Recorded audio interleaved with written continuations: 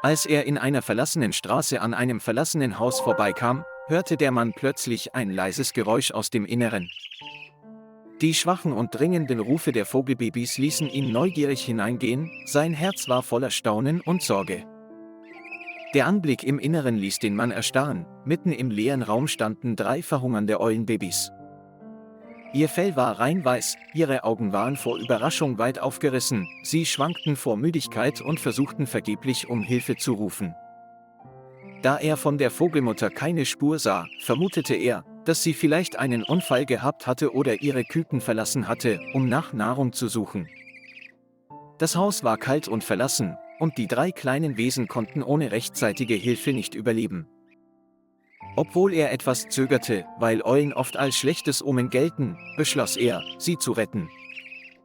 Er wickelte sie sorgfältig in einen dicken Mantel und brachte sie nach Hause, wobei die funkelnden Augen der Eule sein Gesicht nie verließen. Zu Hause baute er ihnen aus alten Matratzen und weichen Decken ein warmes Nest und stellte es in eine ruhige Ecke des Zimmers. Bald verloren die kleinen Vögel ihre Angst und begannen mit kleinen, anhaltenden Schreien nach Futter zu rufen. Der Mann bereitet ihnen Futter zu, das aus kleinen, weichen und nahrhaften Fleischstücken besteht. Die 3 Eulen verschlangen es schnell, als hätten sie noch nie zuvor gegessen, und jede Verschlingungsbewegung war, als würden sie verhungern. Tag für Tag erholten sie sich allmählich und wuchsen, ihr Fell wurde dicker und ihre Augen heller als zuvor. Auch die Familie des Mannes begann diese seltsamen Kreaturen zu lieben, kümmerte sich um sie und gab jedem Vogel einen einzigartigen Namen. Durch den vermehrten Kontakt mit ihnen verstehen sie allmählich, dass Eulen nicht so furchterregend sind, wie die Leute oft behaupten. Sie sind fügsam und sanft, nur nachts wach und sitzen ruhig auf dem Geländer oder einer Mauerecke und schauen hinaus. Gelegentlich erschreckten sich Passanten vor den in der Nacht leuchtenden Augen, aber es passierte nie etwas Schlimmes.